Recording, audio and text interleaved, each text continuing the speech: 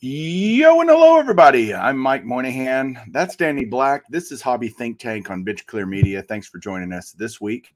Danny, you and me, man, the blurry dwarf over there. What are you doing? I'm telling you, I moved 2 days ago, and my cable provider will be here in 2 days because it is physically impossible to ever have the cable installed, before you need it. Before you move in. Yeah, that would just make sense. And why would you do that? So, well, Xfinity made that impossible. So thank you, Xfinity in Baltimore.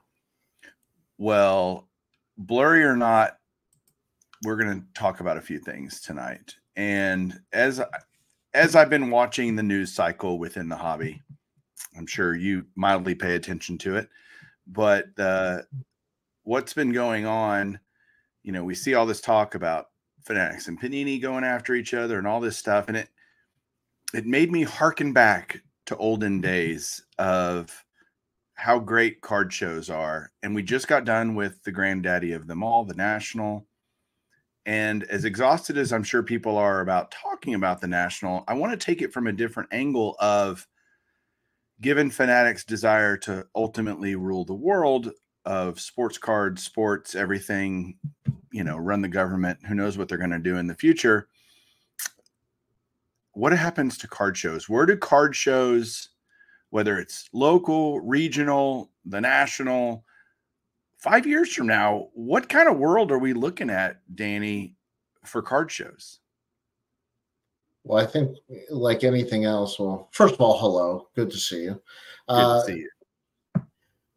I think you have to look backwards to look forwards. So what kind of card shows did we grow up going to? Or at the mall, the VFW, a lot of those. Hotel lobbies.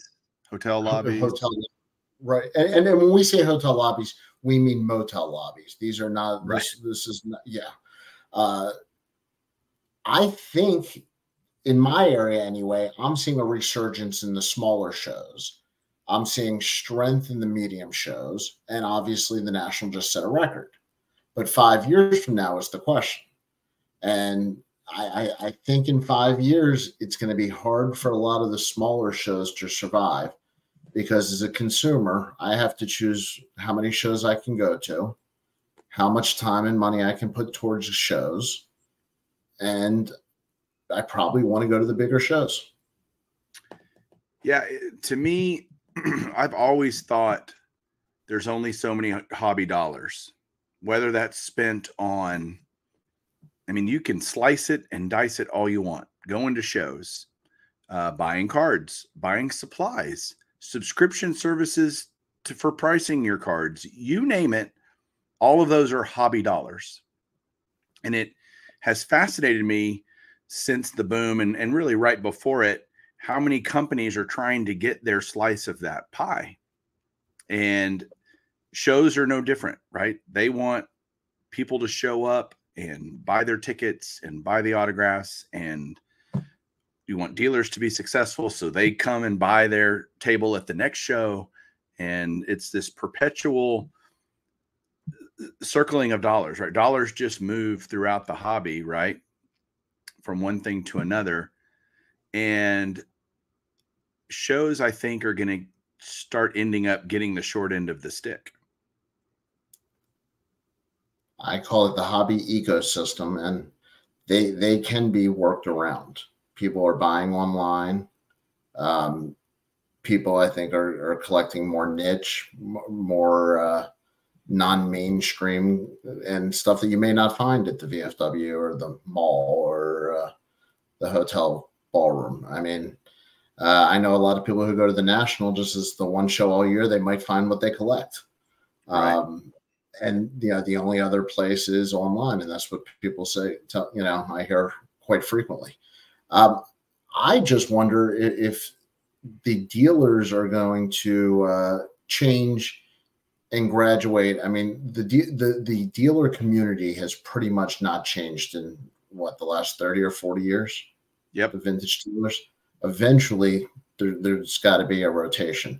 And does that mean that there's less vintage dealers? Does that mean that modern dealers will become vintage dealers? Will it be second generation? And I think that'll affect card shows tremendously. Well, I think it's easy to say that there will always be people that are dealing in vintage cards and modern. I don't think that it's.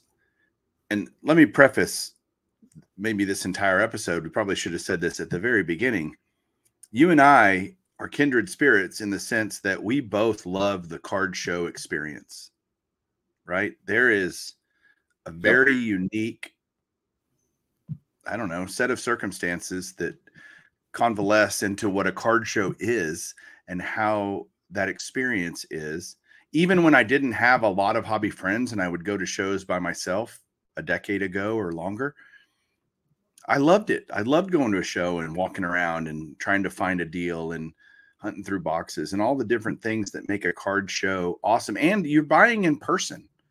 It's different than the hobby shop experience, right? The hobby shop experience is you walk in and kind of they got what they got. You go to a show and you go to one table and they don't have anything. Go to the next table and then the next table and then the next table. It's kind of like hobby experience or hobby shop experience times 100 or however many tables there are.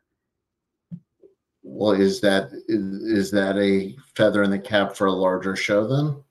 Because you want more tables if you're going to spend your limited hobby dollars and your limited hobby time. Are you going to? Yeah. I think that it lends itself to larger and larger shows over time. The small shows that popped up like wildfires during the pandemic or post-pandemic, excitement about the hobby, I think they're going to have a hard. I said this literally at the very beginning of all of this. There's no way all these shows can continue to exist. There's just not enough hobby dollars, not enough people that can go to these. And maybe I guess I could be wrong. There might be enough hobby dollars to go around, but it doesn't feel like there will be because the hobby to me is shrinking. The hobby right now seems to support a very healthy Dallas show. How many times a year now? 6. CSA, Philadelphia, and the group there is another 6 shows of pretty good size. East Coast National, Burbank, and those are within a month of the National, which to me is amazing that you get shows of that size that close to the National. So I think the large shows are strong. I think those continue to grow because you're right. You go there if I don't find something at a table, I want to go to another table. I don't want to have to come back and go to another show. Right. I mean, you and I had a lot of fun buying, cards at a table at the National. Well, if we didn't get that deal, we would have gone to another table. Right. Exactly. We weren't going to bump. You live in Texas. I'm in Maryland. We weren't going to bump into each other at the next show necessarily. So that added to the fun of being at a big show. Yeah, no doubt. And the larger shows lend themselves more to those types of interactions and experiences. And I do see less people traveling for big shows than it was, post-pandemic, right? I don't hear. There are guys that still, I want to make it to a Dallas show. That's kind of, you're one of them, right? Yep. I want to make it to a Dallas show. I'll do that next year. And it feels like a lot of people are saying they want to do stuff like that and they're not. And, they're just, for whatever reason, choosing, whether it's schedule or dollars or you name it, that's become less of a thing. It feels like in the last year, let's say. But there's still shows. Go ahead. Well, I was going to say your point is you're right. I only have so many dollars and time. So am I going to skip the large shows that are convenient? And that, that's why maybe that large regional show always has a place because of convenience. For sure. Those will always have a place. And I think the little pop-up mall shows, for example, or the smaller shows, I don't think they're dying tomorrow. I don't think it's going to happen, but there's somebody that we can all hear their footsteps. They're coming. And that is Fanatics. And they are going to, I think, once it finally gets revealed about what Fanatics events are going to look like, I think it's going to revolutionize the card show world. Well, from my understanding, they hired the people, the peoples, the persons that put on Comic Cons. So I think we're going to be seeing a much more immersive experience, much more engagement, between the show and the people coming to the show. I think if you look at that model of almost a touring show that goes and makes regional stops around the country, it wouldn't surprise me if that model would work very well. Have you been to a Comic-Con before, a big one? My daughter is a regular cosplay, full nine. Okay, so you've seen it. It's a different audience. It's a different kind of an experience, right? It's funny how it's called a Comic-Con, and yet being a comic guy, I've been to a couple in Dallas, big ones. And there's hardly any comics there. It's like, wait a second. I'm a comic guy too. This is supposed to be a Comic-Con. Where are all the bloody comics? And it's artists, and it's, Funko Pops as far as the eye can see, and all kinds of different pop culture type things, statues of, the Hulk and Spider-Man everywhere, and blankets and lunch boxes and all that kind of cool stuff. So it is, like you said, I think that makes it more immersive, and it appeals to a larger demographic of people. If you were just a comic person, you wouldn't maybe go, but if you like all these, it plays to so many different interests. Well, and I think there's another thing is we haven't talked about autograph signers at shows, right? That can change a show dramatically, both both the cost of going, the size of the show, and everything else. And Fanatics has the power to have, a lot of people who can sign. Yeah, I remember going to a Dallas Comic-Con, and the one-day ticket was like $85. And I went, what? Like, yeah, what do I get for that? You get to walk in. And I'm like,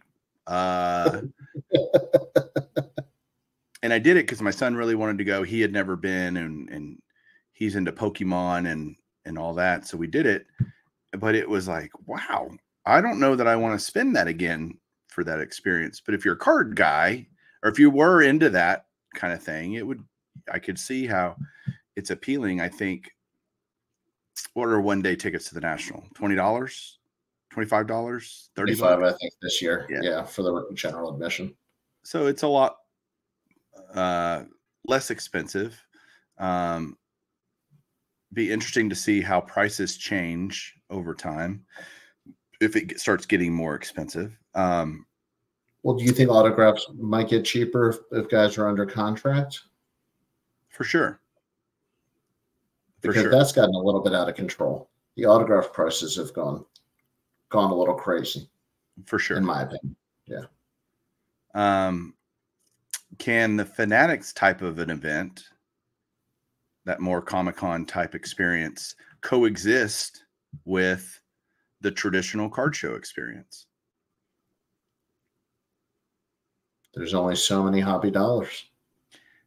Did you not? I felt a little bit at the National like, wow, it felt carnival like, there's games and skee ball and the whatnot pavilion and the breakers, whatever, and all this stuff happening all around you. And I'm like, dude, I just want to look at cards, Well, that gets back to, the layout of the National, depending on where you were. You either felt like you were in the corner of a speakeasy, or you were in the middle of Coney Island. Either it was. I found the Breakers Pavilion to be challenging to shop at the tables near there. Yeah, and then you got back in the second area, and you had CSG Beckett had booths up there, and all the craziness that's been true for years surrounding the corporate areas, and people lined up to get their packs and giveaways and all the different things that are going on. people turning in their cards at PSA or SGC or whatever. You have that mixture that's unique to the National of such a severe corporate presence that's not true really at many other shows that I know of. Dallas has gotten a little bit corporate now. They've kind of sold out. They always want, oh, we're the collector show. We're going to only have dealers. And that lasted not very long. So, well, go ahead. No. Finish your thought. I'm sorry. No, I'm just thinking about that coexistence. And I mean, you need the corporate sponsors to make the show okay. If I said no corporate presence, but you got to pay $75 a day to go, right? That's you can choose.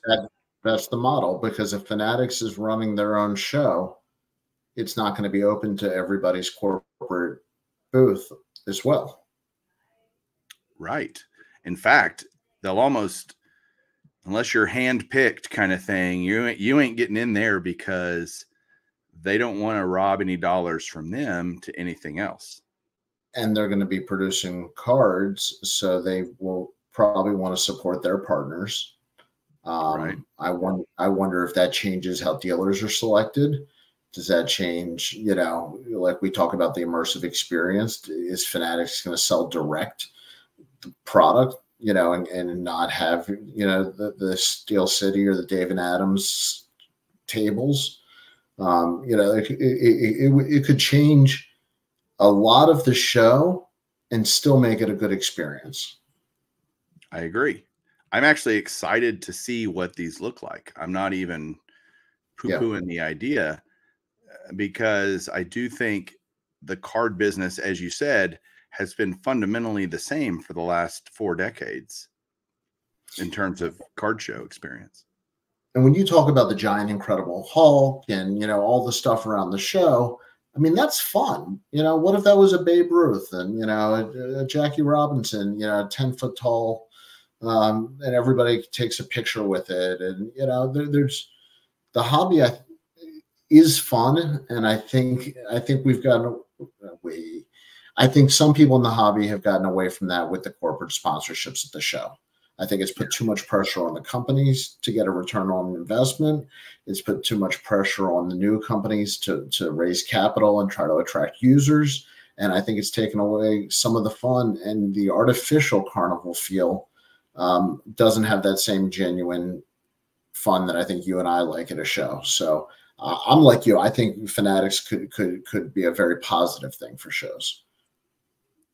And then for the old grouchy men like myself, then you still have that traditional type card show experience that you can go to. And it's literally just a room full of tables and sweaty fat dudes walking around. And, shout out to the Strongsville Vintage Show.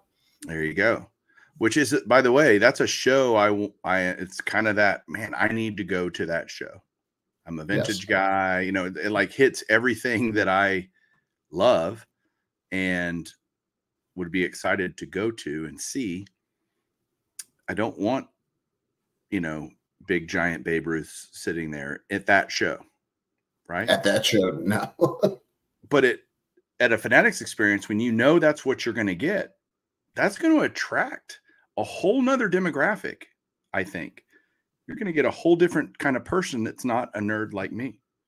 Oh, I would bring my family. We'd make a day or a weekend out of it. I mean, it'd be a whole different thing than when Dad wants to go to a card show by himself. Right. Well, and Connor will be with me, but right. Truth be told, that's probably a net positive for the hobby, right? Oh, without a doubt. Yeah. Absolutely. You're talking about more people being exposed. You're talking about more dollars coming in. You're talking about, for advertisers, a bigger demographic base to advertise to, which is, money coming into the hobby, which is good for the hobby. So I think, all around. The other thing I think is we're seeing more celebrities in the hobby and more celebrities at shows. And that's becoming a trend very quickly. Whether it's Derek Jeter or Brian Urlacher or, people making appearances for different companies, that could be a trend that I could see continuing and only growing. Especially when it's affiliated with Fanatics. Yeah, exactly. I think it's actually more likely with Fanatics involved at those types of an event than, at a traditional card show. So, wow. So does the National exist in 5 years? To answer the question, I would have to say, yes, it will exist. I think card shows in general, especially the National, will have to change how they do business to keep up. And I think they will adapt. I think they will survive. Again, the very small show, I don't think they'll go away completely. I just think there will be less of them. And I think you'll have half a dozen shows around the country that continue to regionally, Dallas, Philly, Burbank. I think Burbank's going to start killing it out there, by the way. The West Coast seems to do well every time they have a major show. Yeah. It's missed that for a long time. And so what say you to that question? If I was to say, do card shows exist in 5 years? And I know there can be a caveated answer of, like I gave, of yes, but different. What's your answer? Well, I think yes, but different. I think we are going to be looking at the 2-show model. One more the Fanatic shows, which I still believe will be more of the traveling type of show where it's set up by Fanatics in different cities throughout the calendar year. And I think that the kind of the Comic-Con model. But I don't think they're, like you said, for old guys like us that just want to look at cards and not have the carnival. I think those shows will always exist, but I think it will be larger regional shows. I'm with you. I don't think the smaller shows that popped up after the pandemic, when anybody who had cards could sell and make a profit easily, I don't think those are going to exist. But here's another question for you, and you touched on something earlier, and I let it pass by, and I didn't even realize it.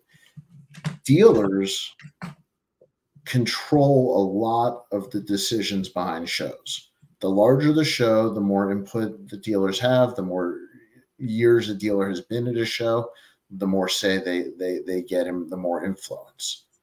Is that going to continue? Or does Fanatics have enough money that they don't have to kowtow to dealers, and they can bring in and like we said, handpick, who they want? Are they going to bring in LCSs that play well with them or whatever it is? Yes and yes. To your point, I think the demise of the small show, the reduction in those, isn't going to be because people don't want to go to shows. I think it's going to be mainly driven by dealers don't want to set up there because they have other regional shows that they're getting ready for. And again, there's only so many because there are fewer. I think there's going to be fewer and fewer people dealing cards because of the change in the market landscape, right? Prices, like you said, not everybody can just buy a box of cards and stick it out on a table and sell it for a profit. Profits are harder to come by. Less and less people will say, yeah, it's just not, or more and more people will just say, yeah, it's not worth it. I'm not going to do that anymore. And that will first affect the smaller shows, right? And then that'll just trickle its way to where you see less and less shows overall, because there's just dealers just like, no, I'm going to save my inventory for the next big show or whatever, right?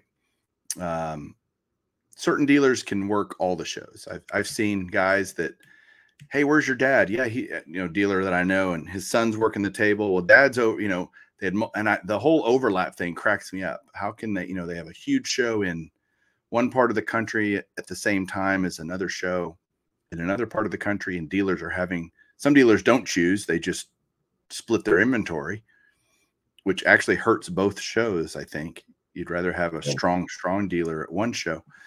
The fact that there's no coordination of that, obviously Fanatics would be coordinated because they'd be running these shows, like you said, in more of a circus style where they're going around setting up the big top and bringing out the elephants and the clowns, right?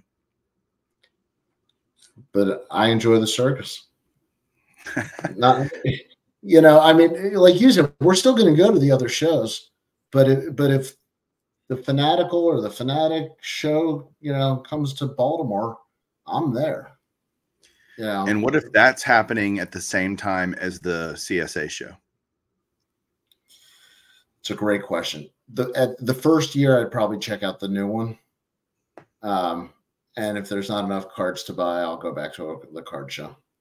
But I am going ultimately for the cards. I do enjoy the pomp and circumstance to a certain degree, but I like buying cards. Me too. And ultimately, I go to see friends and buy cards. Yes. I could literally do without all the rest of it. And yeah, but I get why we need all the rest of it. Like I'm not blind to the fact that the hobby needs that. I mean, kids dig it. I talked to several kids who had a blast shooting skee ball and earning tokens to win different things. And they had a blast doing that. How else do you get them excited? You know, yep. How else do you get them to say, Daddy, I want to go to that again?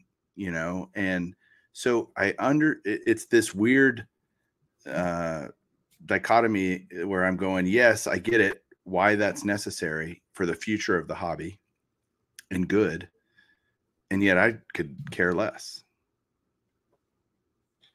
Well, you're not the target market there. That's right. I'm not.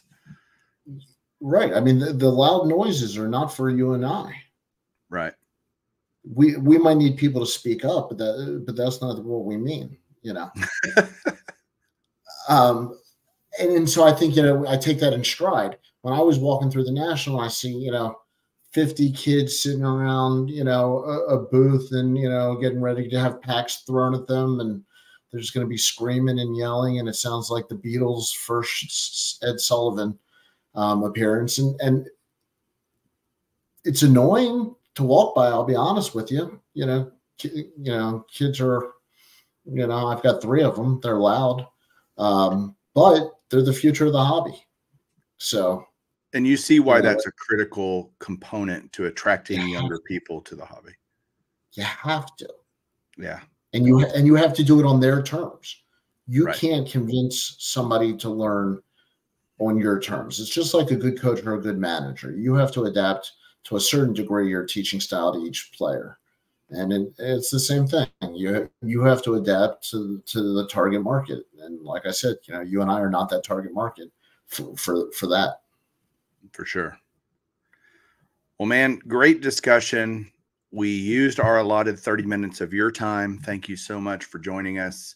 Would love to hear your thoughts down below about where you think card shows are going. All of us will find out in due time, but it's a fun thing to discuss in the interim. And so, Danny, thanks for being here, man. Thanks for coming on Hobby Think Tank with me. Good thinking, man. Good thinking. No, I appreciate it. And I will have internet in the new house on the next one. I'm excited about that. All right, my friend. We'll talk to you soon, Danny, and we'll talk to you guys later. Tune in next week for another episode of Hobby Think Tank. Have a great one. Keep collecting.